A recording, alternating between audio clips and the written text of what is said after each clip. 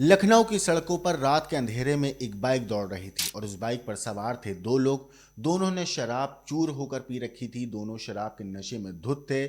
तभी बाइक पर सवार जो शख्स बैठा हुआ था पीछे की साइड, उसने अपनी जेब से चाकू निकाला और बाइक चलाने वाले शख्स की गर्दन को रेतना शुरू कर दिया। चलती बाइक पर उसने गला काटने की कोशिश करी और इतनी बेरहमी से वो हमला किया कि जो बाइक चला रहा था वो संभल भी नहीं पाया और कुछ मीटर दूर जाने के बाद खुद को बचाने की कोशिश में वो छटपटाते हुए मौत की आगोश में चला गया। अब इस केस में पुलिस ने उस आरोपी को तो पकड़ लिया, लेकिन उस आरोपी को पकड़ने वाले वहां पर मौजूद वो कुछ चंद लोग थे जो उस सड़क किनारे झुग्गी झोपड़ी में रहा करते थे। जब बाइक पर पीछे बैठे हुए शख्स ने बाइक चालक पर हमला किया तो उसकी चीख सुनकर, बाइक गिरने की आवाज़ सुनकर, जो शोर शराबा हो रहा था सुनसान सड़क पर वो सुनकर पड़ोस की झुग्गी झोपड़ी में रहने वाले लोग मौके पर पहुंचते हैं और वो उस शख्स को दबोच लेते हैं जिसने चलती हुई बाइक में चाकू से हमला करके उस शख्स का गला काटा था। पुलिस को सूचना दी जाती है, पुलिस मौके पर पहुंचती है, उस शख्स की पत्नी पहुंचती है। पत्नी की हालत देखकर लगता है कि उसका सब कुछ उजड़ चुका है। 3 बच्चे हैं, रोती है, चिल्लाती है, चीख लगाती है, अपने पति की जान की भीख मांगती है कि उसकी ज़िंदगी बचा लो, लेकिन तब तक बहुत देर हो चुकी थी। पूरी सड़क पर खून बिखरा हुआ था और वो शख्स उस वक्त अपनी ज़िंदगी की जो जंग थी वो हार चुका था।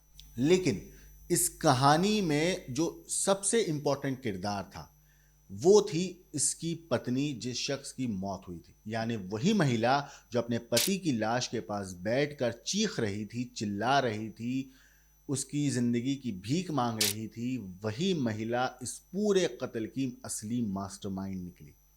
वो महिला जिसने बेरहमी से न सिर्फ अपने पति के मर्डर की कहानी अपने प्रेमी के साथ लिख गई, बल्कि जिसने प्लानिंग के तहत अपने पति को शराब भी पिलाई ताकि वो नशे में धुत हो जाए और उसके बाद उसको मौत के घाट उतारने में ज़्यादा मुश्किल ना हो। ये पूरा मामला लखनऊ का है, जहाँ पर एक लड़की रहती थी जिसका नाम था पूजा। पूजा अपने पति के साथ, जिसका नाम प्रदीप है, प्रदीप कानपुर का रहने वाला था और एक गैस कंपनी में हॉकर का काम करता था और उसका जो बॉयफ्रेंड था वो था राम तीरथ। अक्सर प्रदीप अपने घर से दूर रहता था काम की वजह से और जो पूजा थी वो किराए का मकान लेकर लखनऊ में ही रहती थी। जिस मकान में वो रहती थी वहीं पर जो राम तीरथ था वो भी रहता था। दोनों की मुलाकातें होती थीं, दोनों में जान पहचान थी और फिर एक दिन ये जान पहचान पहले दोस्ती और फिर एक रिश्ते में तब्दील हो जाती है। इन दोनों के बीच में फिजिकल रिलेशनशिप भी बनने शुरू हो जाते हैं। पूजा अब अपने पति प्रदीप से नहीं बल्कि राम तीरथ से प्यार करने लगी थी। उसके दिमाग और दिल पर धीरे धीरे राम तीरथ का प्यार इस हद तक सवार हो चुका था कि वो अपने पति के साथ लिए हुए 7 फेरे, मांग का सिंदूर, रिश्ते, बच्चों का पिता कौन है, सब कुछ भूल चुकी थी।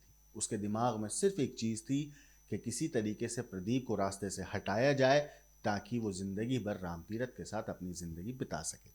लेकिन नियति को कुछ और ही मंजूर था। अब प्रदीप के जो बच्चे थे, प्रदीप और पूजा के, वो अपने दादा के साथ गांव में रहते थे, तो यहाँ पर पूजा अकेली रहती थी और इसी दौरान उसकी मुलाकात राम तीरथ से हुई, दोस्ती हुई, प्यार हुआ, रिश्ता बना और फिर एक खून की कहानी लिखी गई। अपनी प्लानिंग के तहत अब जो कि प्रदीप था वो काम के सिलसिले में अक्सर कानपुर जाया करता था। मंगलवार के आसपास पूजा को पता चलता है कि प्रदीप वापस लखनऊ लौटने वाला है। इस बीच पूजा जो अपना बॉयफ्रेंड था राम तीरथ, उसको इत्तला देती है कि प्रदीप जो है वापस आने वाला है। अब जैसे ही ये बात राम तीरथ सुनता है तो वो उसके दिमाग में एक प्लान आता है। वो पूजा से बोलता है कि मैं उसका मर्डर कर दूं।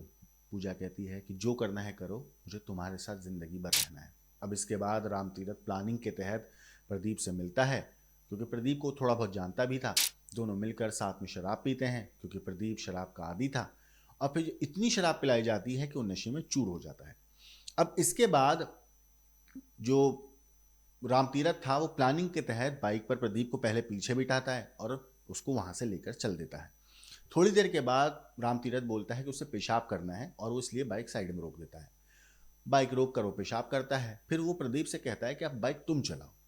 जैसे ही प्रदीप बाइक चलानी शुरू कर देता है, राम तीरथ अपनी जेब में रखे हुए चाकू को निकालता है और उसके गले को रेतना शुरू कर देता है और प्रदीप की मौके पर ही मौत हो जाती है। लेकिन इस बीच पुलिस को जब इत्तला मिलती है और जब रामतीरथ पकड़ा जाता है तो पुलिस टेक्निकल सर्विलांस, मुखबिरों की सूचना, इन सब के तहत काम करना शुरू करती है। और फिर रामतीरथ से भी पूछताछ होती है। रामतीरथ अपना जुर्म कबूल कर लेता है। वो बताता है कि किस तरीके से कत्ल किया, क्यों कत्ल किया।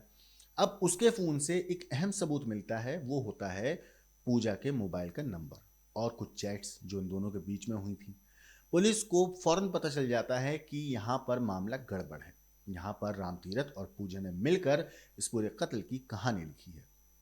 पुलिस रामतीरथ से फिर पूछताछ करती है और रामतीरथ इस बार अपना जुर्म कबूल कर लेता है। वो बताता है कि किस तरीके से कत्ल किया, कैसे इन दोनों ने मिलकर कहानी बनाई और आखिर में पुलिस जो पत्नी है उसे और उसका बॉयफ्रेंड रामतीरथ को प्रदीप के कत्ल के इल्जाम में गिरफ्तार करके जेल की सलाखों के पीछे पहुंचा देती है। दोस्तों, ये थी वो कहानी जहां पर एक पत्नी ने अपने बॉयफ्रेंड के साथ मिलकर अपने पति की मौत की कहानी लिखी।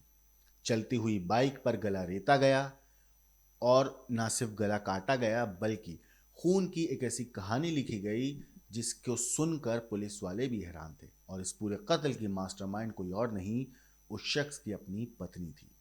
ये थी कहानी लखनऊ की। इस पूरी चीज़ के ऊपर, इस पूरी कहानी के ऊपर आपकी जो कुछ राय है कमेंट करके हमें ज़रूर बताइएगा।